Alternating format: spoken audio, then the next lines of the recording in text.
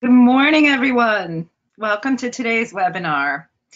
My name is Barbara Scafidio, and I'm the editor of Prevue Magazine and moderator of the webinar featuring Rhonda Brewer. Good morning, Rhonda. Everyone. Good morning, Barbara. Happy to be here. Rhonda is the former president of SITE and chair of SITE's new Women in Leadership initiative, and I've been very thrilled to be working with her on this special and important project. Before we begin, a few housekeeping items. During the presentation, feel free to enter your questions in the question box. We would like to make this more of a chat, and we will also hold a Q&A session at the end of the presentation, but your comments are important to making that work. There's a handout with the complete survey results that you can access on your dashboard, and don't worry if you miss something and have to move away from your screen. The webinar is being recorded, and you will receive a link via email to access the recording at your leisure. I do encourage you to stay on for the entire webinar because a lucky winner will receive a $100 gift card, but you do need to stay on at the end, and I will share that winner with you right at the end of the webinar. Finally, as an attendee today, as with all Prevue webinars, you're eligible for 1 credit hour toward your CMP from the Convention Events Industry Council. So on that note, I'd like to share a little bit about this project, which probably came into being the beginning of the year.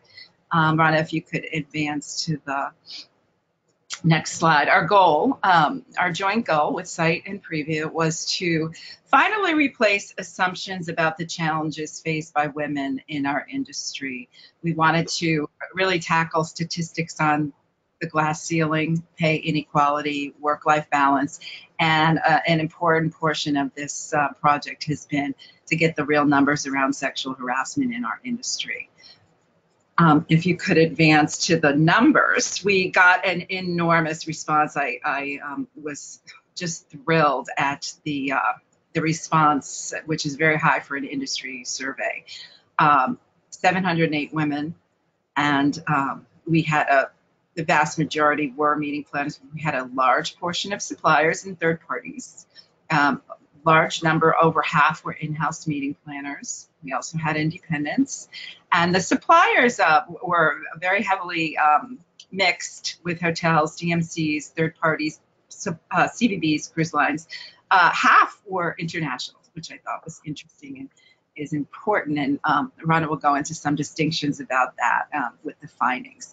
So on that note, I'm going to pass it over to her. We do also have a few polls, and I hope you'll jump in, and we're going to take your pulse and see how it compares to the overall responses we got from this research. And then at the end, we will answer your questions, but please do type into that chat starting right now, and we will be able to make it as interactive as possible. So I'm going to pass this over to Rhonda.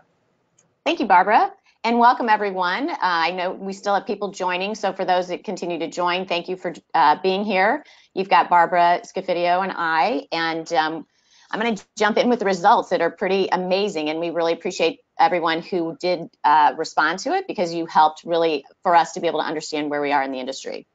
So to start with, we are still seeing fewer women in top management positions. So if you'll see on the screen, we've got 52.9% of our respondents say that fewer than 30% of C-level positions were occupied by women.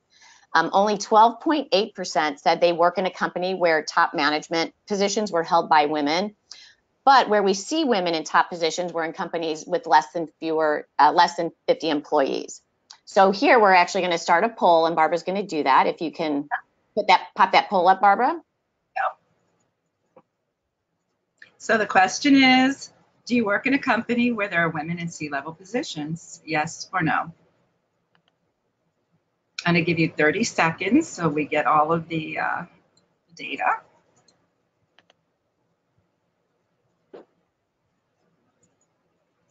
Are you seeing that on the screen? Yeah. Okay. Yeah. I'll close the poll in 5 seconds. Get those answers in. And let's see what the results are.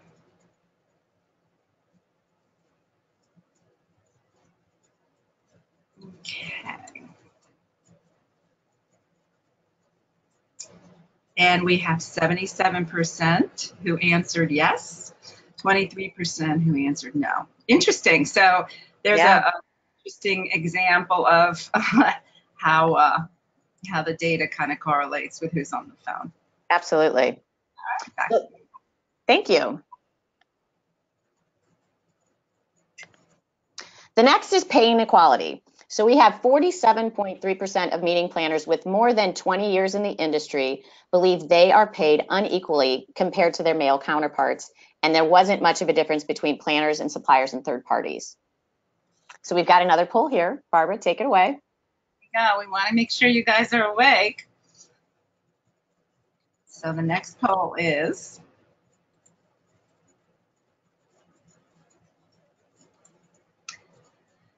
and this is for women, do you believe you make the same salary as male meeting planners with the same experience? Yes or no? And I will give you 30 seconds. Let's see what people have to say. And they're pouring in. Good. This is about, this is certainly a topic close to everyone's hearts. We've got 15 seconds left.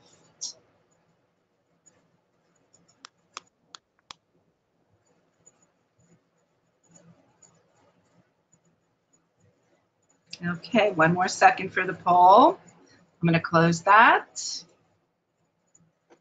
Okay, and our answer is 26% yes and 74% no.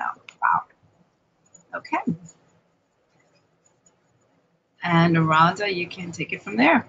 Okay, the next up is, has being a woman inhibited your career? Again, not a big difference between the two categories, but of those in the industry with 16 plus years of experience, 61.5% say that being a woman has inhibited them in their career, and about 75% felt discriminated against and ended up changing jobs as a result of discrimination. The next is work-life balance, and we talk a lot about this, I think, in every company, but work-life balance has been the talk for quite some time. While technology has allowed us more flexibility, it probably also allows us to work a whole lot more, but I think we still find ourselves working way more hours than, you know, we should be committed to, and just at different times. So it allows you the early morning hours. If you have children, you get ready with the kids, and then you work all day, you put them in bed, and you work again late at night. So I think you're still working more hours, you just have that flexibility. But it's one area where corporate planners and suppliers and third parties actually responded differently, where 71.4% of the suppliers and third parties say they have very flexible time off to care for children, and only 23.1% say somewhat flexible in the corporate planner environment. I thought that was fascinating. I did too. It's really interesting. 58.6 believe it is very flexible, and 32.9% just say somewhat flexible. So I think that is, I'm not sure why the difference is there, but we'll have to dig into that, I think, in a later survey. I think we'll do that. So the next is really mixed news. We asked the question is, as a woman, do you feel you were passed up for a role or program because you were a mother? The majority in both classifications said that they did not feel they were passed up, which is great news. But that said, 30% still did feel that they were denied opportunities. Right, and you know, data is interesting. It can be sliced and diced and reported in various ways. But I thought that 30% was very important, because that's a third of. It's still a good number, yeah. Still saying that having children has an impact on their, advancement in their careers. And, it's not something we want to see. So Right, exactly. It should be zero. The next is some companies offer unpaid time off to employees to provide them additional time for their families, which is outstanding, whether it be children or even caring for elder parents or family members. But what we found is that very few are not interested in unpaid time off, and which I think is really interesting, and I'm wondering if the companies even know that. But over 33% of corporate planners said they would take unpaid time off if it was offered, compared to 38.7% of suppliers and third parties. So one question, Rhonda and I presented this research at IMEX, and one of the attendees at our session said, well, the challenge with this industry is that even if, let's say, we are working on a weekend and doing a program, and, oh, well, you can take comp time. even if you're offered the comp time, when exactly are you supposed to take it? Right. So I think it's just the culture of our industry. And I'm going to throw, that's one of our attendees asked that question. Deirdre asked, could some of these results that she's seeing on the screen have to do with where the meeting department is placed within the organization? That's an interesting question. How would you answer that?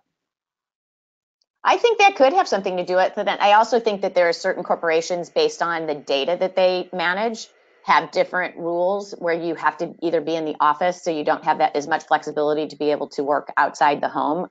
So, and you can't access, some of their servers in order to be able to look at the data. So I do think that there's, especially in the financial industry, there's probably more restrictions of flexibility working away from the office.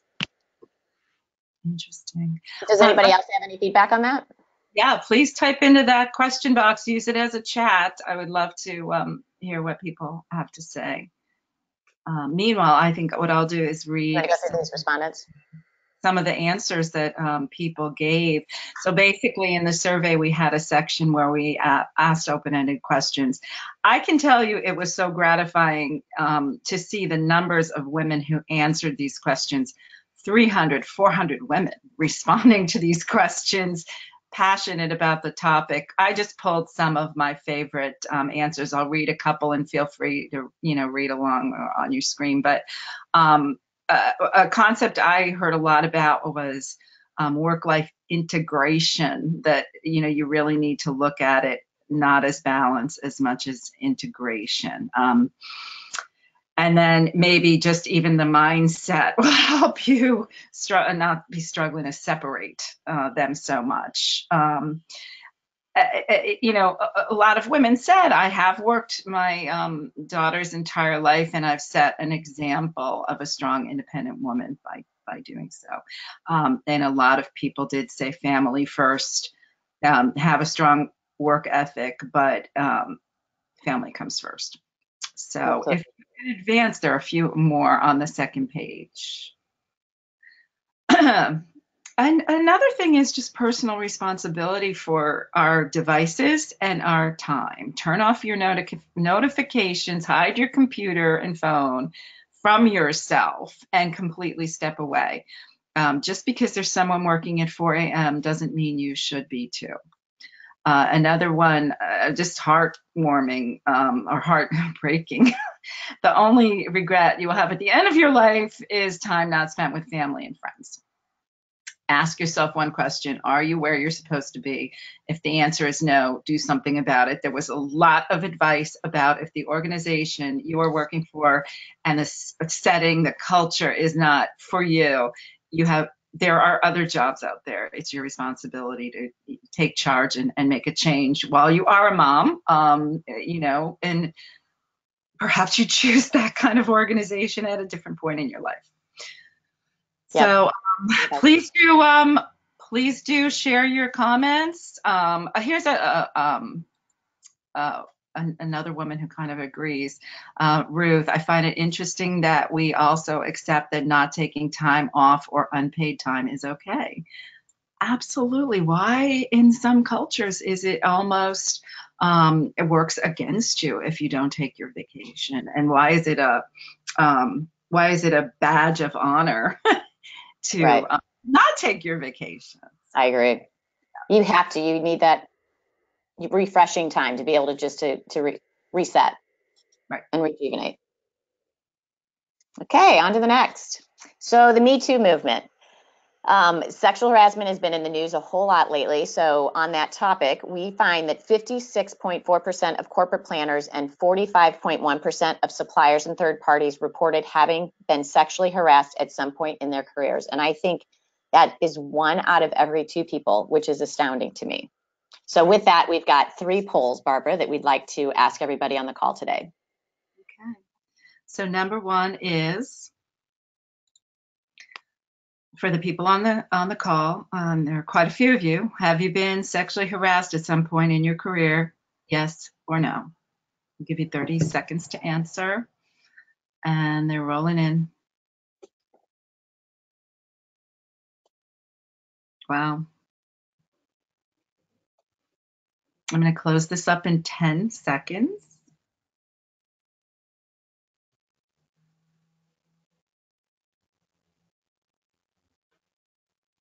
Okay, so this is going to be a little different from what our survey said. 56% yes, 44% no. So what we're going right in line.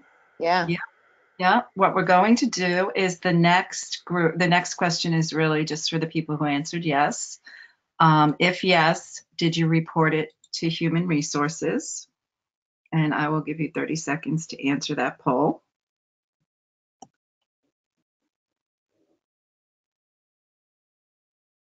And everything you read, it really says that women have a difficult time reporting incidents to HR, and a lot of the comments we got were almost warnings to remember that HR works primarily for your organization, not for you, which I think is something to think about. So, okay, I'm going to close that poll.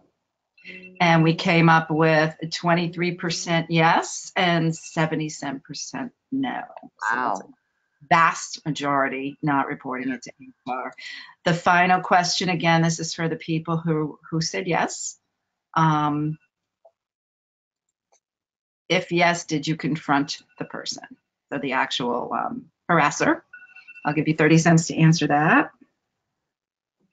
30 seconds to answer that.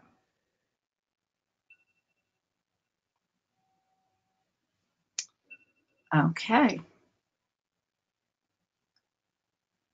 And I'm going to close that poll in 5 seconds. All right, I'm going to close that poll. So what we got was 37% said yes, they did confront, 63% said no. Okay. Wow. Thank you, Barbara. And thank you, everybody, for your comments back on that. So next, we found that there's a correlation between those in the industry for 16 plus years having been sexually harassed compared to 61.9% having reported experience unwanted advances. So again, really astounding numbers for those that have been in the industry for a long time, where they have continually experienced unwanted advances. And then the age of the respondents saying that they'd been sexually harassed was spread among generations. So this is really interesting. Gen Xers, so those born between 1965 and 1980, account for the largest group at 37.8%. And I don't know, and it would be interesting to kind of dig into that a little bit further. Is it because of the length of time we've been in the industry? Or I'm hoping it's more that things and times have changed where it's not appropriate. People know their limits anymore because of everything in the news that's going on. So there's not as much going on. And so I'm hoping that we're seeing a change in the industry and things are getting better. And it's just those that have been in the industry longer have really been around to see more. And I think that's across industries. If people started in the era where there was no sexual harassment training, and in fact, because they went to HR, that it was the reason that eventually that was initiated within their company, that they're going to have a very different experience than someone who's just been in the workforce, for a few years. I'd like to take a couple minutes to read some of the stories that are coming in. Okay, great. This is from Audrey, who has been through this. In the two situations where it happened, there was no HR team because it was a small office of 4 people. She did confront the person directly that she didn't like it. And in the end, it resulted in her quitting, just not showing up because there was no one on her side to step in. If you do, I encourage you to download the complete survey. There are other questions about, people who have just left jobs because of this. Another person, Deirdre, hi Deirdre, said that for those of us who have been in the industry for a while, we may not have recognized it was harassment back then and not known what to do about it. So that's a great point. Yep, I would agree. So next, we've got harassment at meetings. So how many of you have had to deal with a situation where one of your attendees reported sexual harassment by a superior or another attendee? Have you guys probably had that? Well, according to the survey, about 30.1%, or about a third of the corporate planners reported having to deal with this situation. And I think what we're seeing now compared to what it used to be is there's a lot of company corporate policies in place on how to deal with these types of situations. And I would encourage you, if your company doesn't have one, that you should definitely get one. And there was actually a webinar training that we did at the end of September that really talked about, what you can do to put something in place so you know exactly how to deal with these types of situations. Any questions there? Well, I've got a couple of other revealing comments. I have a Gen Xer who agreed with what we just said. She said that is the case for her. In other words, it's just more awareness. However, Gen Xers were the group that was reported the most sexual harassment in our research. Here's another one, and we didn't get into regions of our country, but it's very valid that where your company is, where you live, and work has an impact on this too. So this is Diana, thank you. Work in the South, and it's often considered being a gentleman, calling someone sweetie, giving them a peck on the cheek. And that can be justified, if you will, as being okay because it's part of the culture. So. Very true. Very true. Thank you for the feedback. So next, according to the survey, our supplier and third parties in the U.S. have reported being sexually harassed 62.3% compared to Canada, which is 28.6%, and Western Europe at 9.1%. So is this more of a U.S.-based issue, or is it just because of the number of respondents that we had in the survey? And I think that's something, would be interesting to know. And I know we had talked when we presented this at IMEX to actually have some surveys that are targeted more to each of the regions to get more feedback on it. And I know we talked about possibly doing one in the Asia Pacific region because our survey results were lower, but we need to also make some adjustments in some of the language. So we were talking about possibly doing that so we can have more comparisons between the regions and where we're having the biggest issues. So maybe when we take a deeper dive and do this again, we can also look at the United States and do a crosstab of where their company is based and use that after that comment. It just made me think that would make sense too. That would be great. So next, and I find this interesting, our corporate planners said that 19.8% reported their incident of harassment or uncomfortable, hostile atmosphere at work to HR, and we had that survey earlier, while 40.5% were slightly more comfortable confronting the harasser themselves. And I think our surveys our polling that we just did kind of were close to that same results. But of our supplier and third parties, 31.8% approached HR with the incident, while only 28.2% prefer confronting them. So I think we're still very hesitant to report the incidents, and you kind of feel like you're on an island and how to do that. And I think that's probably some of the training that we need to go through, or also find a safe place for them to be able to go and report it in the industry, I think, if they're not comfortable within their own organization, so they have somewhere that they can go and get support. So along those lines, and this came out right when our research came out, MPI has created a platform, and you can certainly Google it and find out more, but where people can report sexual harassment on the job. So it was good to see that they took that step, and maybe that's a step that all associations can take for their members. And I think the other piece of this is that we hope, as this research gains visibility, that all of the people who are responsible for education within these industry associations focuses a bit more on how to address, there could be a session on how to address this if it happens to you in the workplace. Or if it's a client, which is Anna Marie, who we're about to get to a question on this. That's what she wrote. Sometimes it's your client. What a meaningful educational session would be how to address. When is it crossing the line? And use real scenarios. from events that we all attend and where there's alcohol and so forth. So I'll let you roll into that section as well. Right. Thank you for that introduction there on this one. So this one's honestly completely appalling to me. And I mean, I think everybody would probably agree with me. 75% of baby boomers, suppliers and third parties reporting having been offered business in return for sex. I mean, I was just blown away by that number. That said, when you look at the Gen X respondents, only 12% reported it versus 0 for millennials. So definitely something, I think that was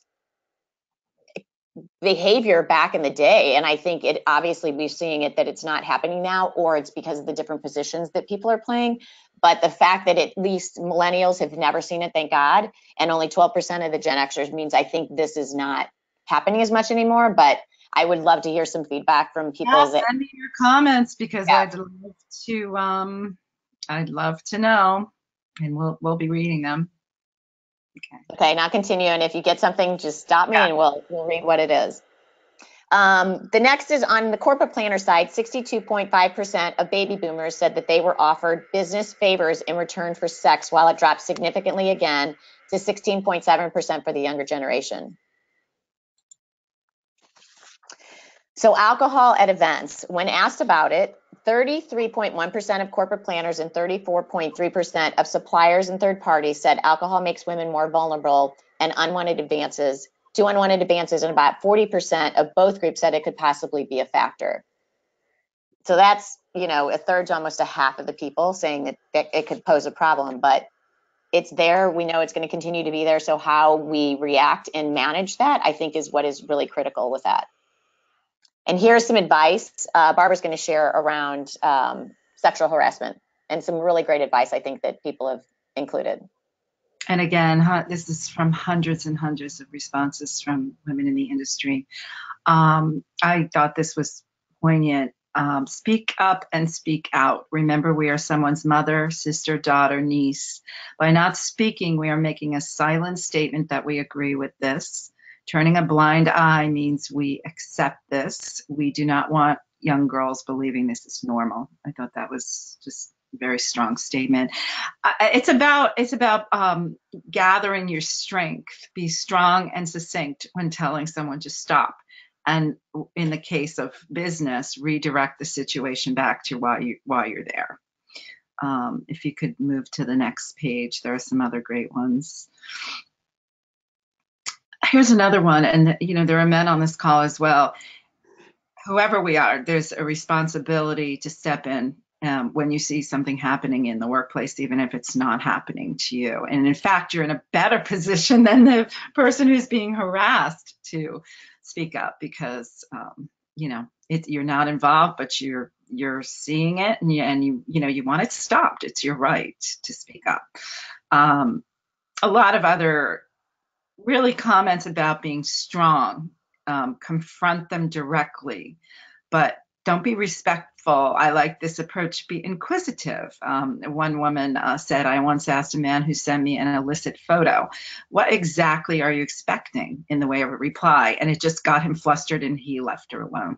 So don't believe that this is the only job you can get. There will always be other jobs. And if you go through this process and you bring things up and you confront the person and nothing's changing in that culture, believe in yourself that you can move on. Okay. And that's it.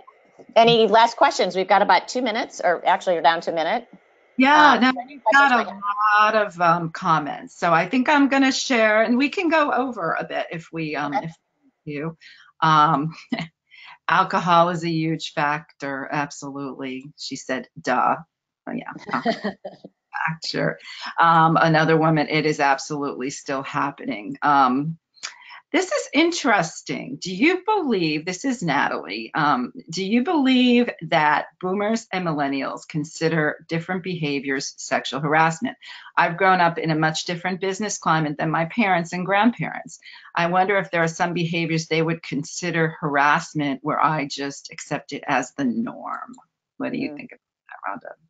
I think that could be a very good point. I think there are some people who definitely have one view on how things are, and other people who have a completely different view. But that's can go with a lot of things. But I think it's, where it's a personal decision on what you consider over the line or not. And you have to be able to know what that is and be able to know when to say enough is enough. Here's another comment about different regions of the country. This woman said it's a different culture in the South. Physical touch from a man to a woman is considered just normal. It's something that people don't even think about, like a man giving a woman a hug versus shaking a man's hand, which makes it hard to speak out against it. And I don't know. I think that they need to be educated on what you, as the receiver of that behavior, considers uncomfortable. And if there were more direct comments, as that other person said, about, I'm not really comfortable with that, or next time, you can pat me on the back or something like that. Well, I think too, you can also approach it like, I'm a hugger. So to me, a hug is a hug. Like, that's just a very warm greeting.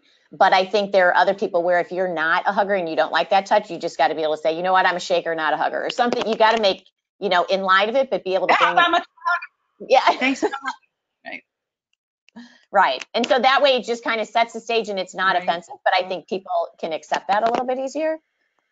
If you can just, if that makes you uncomfortable to say, hey, I'm a hugger or a shaker, not a hugger. And, that way you set the stage and you don't have to think of it any differently. Yeah. So another woman just said that was maddening that women are expected to be the ones who leave. Right. And I agree with that. Another woman just felt it's appalling. She said, she used different words, but she said, I can't believe these results. So I think that's interesting. I'd like to go back a little bit. We've got a few minutes left, and just share some of the comments about work-life balance, which was an important part of this survey. And I do think you could do really a whole, an entire article or a report on that topic alone for working women in this industry, because this is not just any industry. Hospitality expects, especially on the supplier side, that you're going to be there for a load in at 3 a.m. and you're, look at our favorite CSMs that we've worked with on projects. They're our right hand, but they are there at 7 or 6:30 in the morning and 11 o'clock at night, and then bright and early the next morning. These are challenging roles. So here's a question along those lines.